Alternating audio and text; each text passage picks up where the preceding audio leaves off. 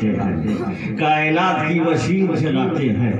दुनिया में एक से एक जेल, एक से एक जेला, मगर शरीफ आदमी अगर कभी अरेस्ट होके पहुंच जाता है और जब वहां से निकलता है साल 2 साल के बाद, तो बेमिसाल गुंडा बन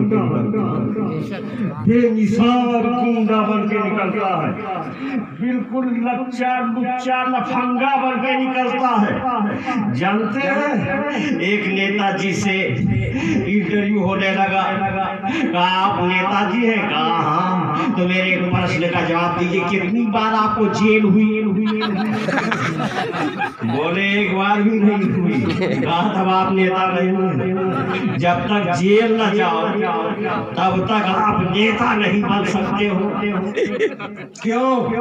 सोती हुई आंख में धूल झोंकना तो सब कर सकते हैं, जगती हुई आंखों में आप धूल झोंकते हो, कानून की आंख में आप धूल झोंकते हो, तो आपको कई बार जेल में जाना पड़ेगा। मालूम ये हुआ कि जेल में जो जाता है शरीफ होता है तो शरीर बन के निकलता है, शरीफ होता है तो शरीर बन के निकलता है, अशरफ होता है तो अशर बन के निकलता है, अशर बन के निकलता है। अरे मियां उस जमात की बात क्या करें, अम्मा अरेस्ट हुई थी, जेल पहुंची थी और वहीं पर बच्चा पैदा हो गया। यहाँ से गई थी खाली और वहां से आ रही है बिल्कुल माली, वहां से आ रही माली, जेल में बच्चा पैदा हुआ था, जेल में जाकर के बच्चा पैदा हुआ था। जब बाहर आई, लोगों ने पूछा क्या नाम है इसका? अशरफ अली नाम है। तो वो तो जेल में पैदा हुआ था। बताओ कितना बड़ा गुंडा होगा, कितना बड़ा गुंडा होगा। माल अगर तुम्हारा लूट ले तो दोबारा माल तुम तैयार कर लोगे, कमा लोगे। दुकान तुम्हारी लूट ले तो दुकान को तुम दोबारा तैयार कर सकते हो, लेकिन अगर इस दुनिया से जाते जाते ईमान को लूट ले तो कितना बड़ा लुटेरा, वो लुच्चा लफंगा लुटेरा बाहर से अंदर नहीं गया, वही वो पैदा हुआ है, पैदा हुआ इतना बड़ा लुच्चा लफंगा, इतना बड़ा गुंडा। हजरत मोहतरम, मैं आपको बताना चाहता हूँ, मैंने जेल बनाने वालों से पूछा तुमने जेल क्यों बनाया, इसकी गर्दो गायब क्या है, जेल तुमने क्यों बनाया? कहा शरीरों को शरीफ बनाने के लिए बनाया।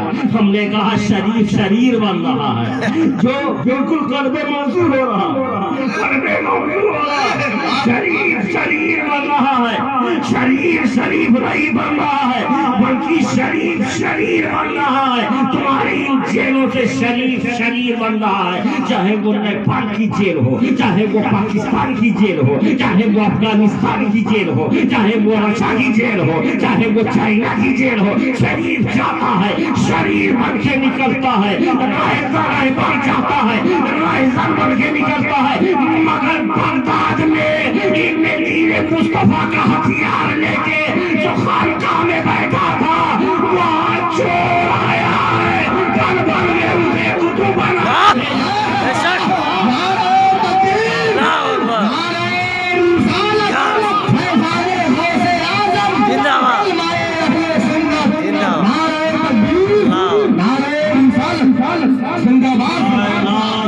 मशीन चलाते हैं, कायनात की मशीन। मालूम है, अगर प्रजा किसी समस्या में पड़ जाए तो फिर उतनी बड़ी बात नहीं हो, लेकिन अगर राजा खुद समस्या में पड़ जाए, फंस जाए, तब क्या हाल है? आप उसको अपनी बॉडी से समझ सकते हो। हाथ में कुछ हो जाए, मियाँ गम न करो, पाँव में कुछ हो जाए, मियाँ गम न करो, कान में कुछ हो जाए, मियाँ गम न करो, सीने में कुछ हो जाए, मियाँ गम न करो। लेकिन अगर हृदय में कुछ हो जाए, अगर हृदय में कुछ हो जाए तो फिर सीधे वीजा पासपोर्ट, मस्जिद में दुआएं शुरू, खानकाहों में दुआएं शुरू, हृदय का मामला आ गया। क्यों? इसलिए कि हृदय इस पूरी ममलुकते बदनिया का राजा है, जीव राजा है। अगर उसे कुछ हो जाएगा तो इन पर्जों का क्या हाल होगा। इसलिए राजा को ज्यादा संभाल के रखा जाता है, राजा को ज्यादा संभाल के रखा जाता है। इस वक्त हमारे भारत में राजा को बहुत संभाल के लोग रख रहे हैं। राजा को कुछ हो जाएगा तो फिर प्रजा का क्या हाल होगा। राजा को संभालना है, औरतें ही निकल पड़ी हैं राजा को संभालने की। राजा को संभाला जाना है मेरे भाइयों। राजा को कुछ हो जाता है तो बहुत बड़ा प्रॉब्लम, बहुत बड़ी समस्या हो जाती है।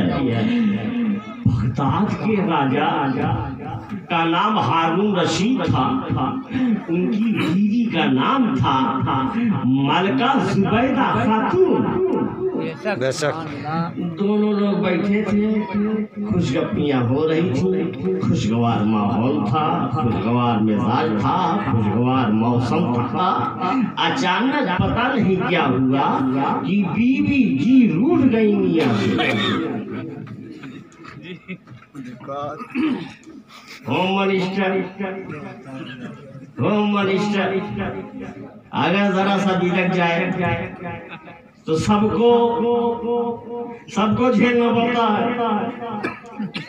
कहीं का भी होम मिनिस्टर हो, चाहे लखनऊ में रहता हो, चाहे दिल्ली में रहता हो, चाहे यहाँ रहता हो, कहीं भी रहता हो, होम मिनिस्टर, घर में होम मिनिस्टर।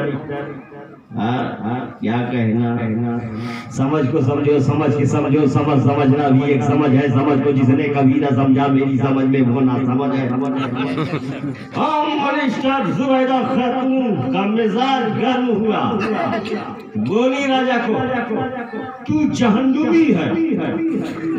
राजा को बोल दी, होम मिनिस्टर राजा को बोल दी, तू जहन्नुमी है। जैसा ही वो बोली तू जहन्नुमी है तो राजा होता है ना। राजा ने कहा, अगर मैं जहन्नुमी हूँ, यदि मैं जहन्नुमी हूँ तो तुम्हें तलाक। बाप रे बाप, आप सोचो तलाक का मसला कितना है, कितना गंभीर होगा। अब रानी चली गई अपने महल में, राजा चले आए अपने रूम में। पास रह के भी कितनी दूरियां, कितने फासिले। रात भर राजा को नींद नहीं आ रही। ये क्या हो गया? मेरा सब बैंक बैलेंस जानती है, मेरी ब्लैक मनी, व्हाइट मनी सब जानती है, मेरा ऊंचा नीचा सब जानती है। अगर इसकी शादी किसी और के साथ हो गई तो पूरी बबलुकत का सारा भेद उसी के साथ चला जाएगा। मेरी कुर्सी का क्या होगा, मेरे इक़्तिदार का क्या होगा। पूरी रात राजा को नींद नहीं आ रही है और रानी अंदर सोच रही है, राजा की बीवी बनने के बाद अब किसकी बीवी बनना नसीब है। अब कहाँ मैं जाऊंगी, अब किसके पल्ले बांधूंगी, कौन मुझे ले जाएगा। राजा की बीवी, राजा की बीवी, राजा की बीवी, इतना ऊंचा मकाम, इतना ऊंचा रुतबा पाने के बाद अब किसी प्रजा ही की बीवी बनना पड़ेगा। प्रजा की बीवी प्रजा कहलाती है, राजा की बीवी रानी कहलाती है। अब क्या होगा मेरा, क्या होगा मेरा, क्या होगा। दोनों आसमान की तरफ देख रहे हैं, तारे गिन रहे हैं। पूरी रात अख्तर शुमारी में गुजर जाती है। सुबह में राजा ने अपने वजीरों से कहा, अरे भैया कुछ इस समस्या का समाधान निकालोगे। क्या ऐसा हो गया? अपने यहाँ तो मौलाना लोग हैं, बुलाओ। मौलाना लोग आ गए। मौलाना लोग आज रात खुशगवार मौसम में, खुशगवार मूड में, खुशगवार मिजाज में रानी के साथ राजा बैठे हुए थे। अचानक रानी का मिजाज गर्म हो गया। उन्होंने अपने राजा को कहा, तू जहन्नुमी है। राजा ने कहा कि अगर मैं जहन्नुमी हूँ तो तुम्हें तलाक। क्या फरमाते और मायदी, तलाक हुई कि नहीं हुई? तो सब अब राजा के बारे में फैसला देना है। राजा के बारे में फैसला देना। दारुल उलूम देवबंद का एक मुफ्ती था, उसको धीरे से गड्डी दे दिया किसी ने, तो धीरे से गड्डी दे दिया तो उसने जानते उन्हें कह दिया 3 तलाक पर तलाक ना, फतवा बदल। ये गड्डी आप सोचो, 2 ही चीज तो विचारधारा को बदलती है, एक गड्डी दूसरे गद्दी।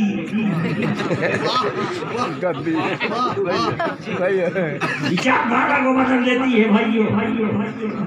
वहाँ गद्दी भी है, गड्डी भी है। मौलाना लोग देख रहे हैं, कौन अपने गले में बांधे पट्टा, कौन बांधे, सही बता दो तो अभी पता नहीं क्या हो जाएगा। चेहरे पर हवाइयां उड़ने लगी धीरे से। एक साहब ने कहा, महाराज जो होना था हो गया। दूसरा बोला हाँ सही कह रहे हैं। तीसरा बोला हाँ हम भी इसी पक्ष में है। चौथा बोला चलो अल्लाह का शुक्र है कि ये लोग जो समझे वही बोले। राजा से मालूम होते होते बच गए। फतवा बेचने की नौबत नहीं है। अरे टमाटर बेच लो, बेचना है, आलू बेच लो। आजकल मूली तो बड़ी मोटी है, बेचना बेच लो, फतवा बेचने लग जाओ। फतवा बेचने लगे, ऐसे आदमी को लकवा लग जाना चाहिए जो फतवा बेचता। सही बात, बेशक। देवपाली में जितने हैं ऐसे देवपाली सब लकवा ही में जाते हैं। जितने देवपाली हैं ये सब लकवा ही में जाते हैं। हजरात वहाँ पर मौलाना लोगों ने महफिल बर्खास्त, राजा मुंह लटकाए हुए अंदर गए। रानी कहीं से सुन रही थी, वो भी धड़ाम से जाके अपने बिस्तर पर गिरी। हमारी समस्या का समाधान हमारे मौलाना लोग नहीं कर सके, हमारे उलमाए किराम नहीं कर सके। कुछ दिन बीता, राजा ने अपने खास वजीर से कहा फिर उलमा को बुलाया जाए। फिर उलमा को बुलाया गया। बड़े उलमा, बसरा के उलमा, कूफा के उलमा, बगदाद के उलमा, वो शहर इल्म फज़ल था जब जालिमों ने बगदाद पर कब्जा किया था।